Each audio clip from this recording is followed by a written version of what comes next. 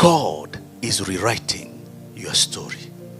And you have already entered into a season of your fourfold restoration. Restoration is bringing back or bringing you back to your original strength. It is healing from the invisible battles. It is a renewal of inner life, not just an outward change. The past that was so painful, God relaunched to become something.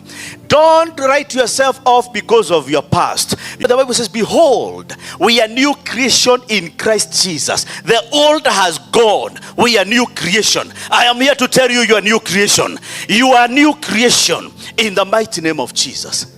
Restoration. Number one, complete recovery. Complete recovery. Nothing missing, nothing broken. Number two, it represents divine justice. God writes off all the wrongs.